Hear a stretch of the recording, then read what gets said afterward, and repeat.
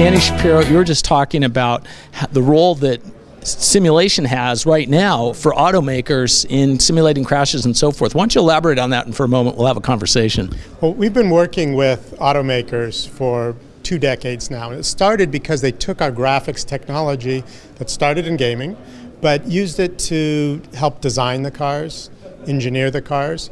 But from the graphics side now, we've able to build very complex mathematical models to simulate like a virtual wind tunnel. So a designer can interactively create a vehicle and test their design. How fuel efficient will this car be based on its coefficient of drag?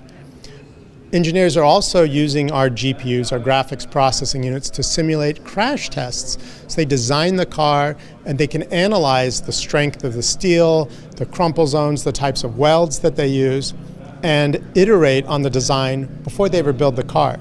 And so the simulation is actually used to test before the cars are made. We're also using simulation, though, in the work we're doing on autonomous vehicles. And so there's an aspect of training a car using deep learning, a form of artificial intelligence, where we simulate driving, and that way we can train it how to handle potentially very dangerous situations without actually putting anyone in harm's way. Well, and that's a very important point, because earlier today at the AUVSI we heard a philosophy professor talking about ethics and talking about the idea of, well, do you put autonomous cars out on the road as kind of a big experiment? You're offering a way to avoid that. Exactly. I mean, we're doing both. We're putting autonomous vehicles on the road in very safe and very controlled situations, but then we also want to use simulation, computer graphics simulation, to be able to create different types of scenarios to train the car. So both a combination of live testing with humans behind the wheel, but then also simulation, and that trains the vehicle, and then we can actually use simulation to test our algorithms before actually putting the car on the road.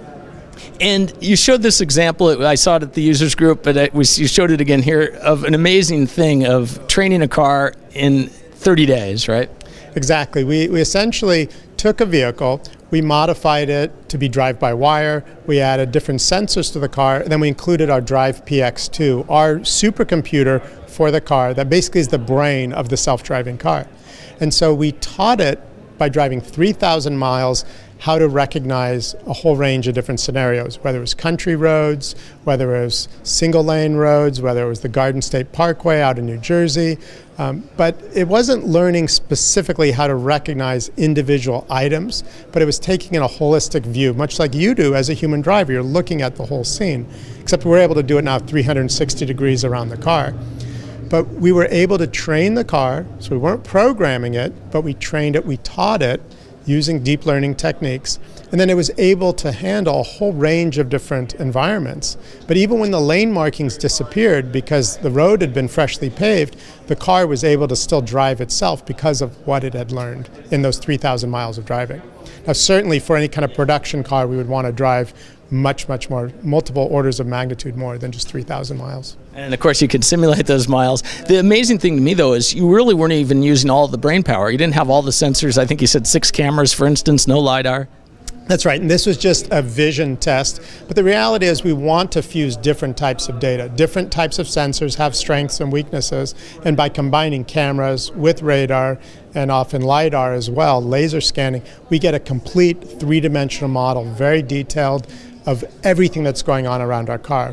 What the static objects are, what the dynamic objects, and again we can use our artificial intelligence methodology to understand and predict the behavior of all those different objects that are moving around us. It's incredible. I mean, it's 150 max in a car. I mean, that's like a mini data center in the car. But there's also this relationship to the data centers out in the cloud, if you will, this neural network. Why don't you talk to that for a moment? Well, essentially, you're right. What we've done is we've brought supercomputing class power into the vehicle. So the Drive PX2 is able to compute at the level of 24 trillion deep learning operations per second. So again, you're right, that's equivalent of like 150 MacBook Pros, a very powerful laptop.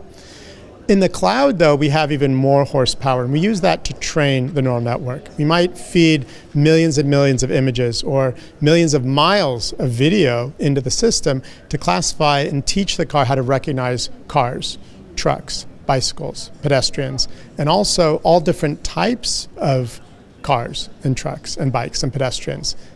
They all look different. They all behave differently.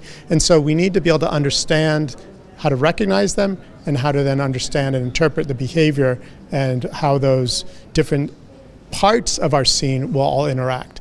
And from that, then we know we're going from point A to point B, and we can navigate a safe path through the scene.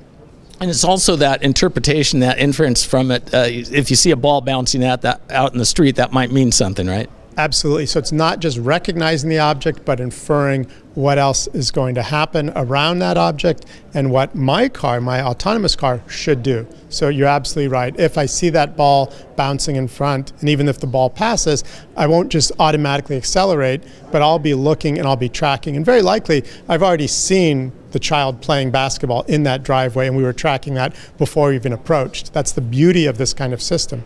We basically are able to have superhuman levels of perception and tracking. It's not that we're just focused on a particular point, but we have full 360-degree situational awareness, and the autonomous car is not texting, it's not playing with the radio, it's not dealing with kids in the back seat, right? It's focused on driving. So we're going to see a tremendous reduction in the number of accidents, injuries, and fatalities by putting this technology on the road. But clearly we want to do it in a way that is safe. We don't want to bring it to market before it's ready. And by having all these data points, collecting information out there, different scenarios of a deer jumping out or the ball, it also adds to your ability to anticipate things, doesn't it? Absolutely. Again, we're not writing software to analyze these situations and do the right thing. We're basing it on data. So the software is essentially writing itself. So the more information we put into the deep learning neural network, the smarter it becomes. And again, think of that's how you and I learn, right? You go to school, you experience, and based on that body of experience you have, you know how to react. So we can basically supercharge the car computer and teach it using massive amounts of information. And from a data network perspective, is this going to clog the networks? I mean, what sort of bandwidth are we talking about? Is it real time? Is it? Well, essentially the deep learning happens in the cloud in advance. And that neural net and the ability to recognize the objects and what it's going to do, how it's going to drive, happens offline in advance, and that gets loaded into your vehicle. And so when you get your car, it's not like the car doesn't know anything and you have to teach it, it's aware. But over time, it could also get new software updates to enable new features and new capabilities and new driving modes. And some of that information will come from the fleet of cars that are sending data back to the cloud. Small amounts of data will go over the cellular network. Larger amounts of data will basically dock, from your garage when you're on your Wi-Fi network or elsewhere, then that will go back to the cloud. So that fleet will be collectively adding information to make the cars smarter. But again, it won't be that your car gets certain information, my car gets different information. That information will be shared and all the cars will get smarter in a particular fleet simultaneously. Is it too early to talk about the standardization for, how do you get the data back and having different kinds of cars out there and so forth? I think would be a great thing to have. There's been talk for vehicle-to-vehicle communication, and that's still a long ways out. So I think in absence of that, each car maker has their own strategy, and they're collecting their own data, and they're managing their own fleets. Whether car A and brand B, end up getting together and sharing information, we may see some of that. It's already happening on the mapping side, where you have Daimler, Audi, and BMW all getting together to invest in here and standardize the map data for autonomous driving. So I think that's a start, and there may be some other consortiums that form. Whether there's a complete standard that's adopted across the industry, time will tell. Okay, well, time will tell on a lot of this. I appreciate your time, Dan. Thank you very much. Great time.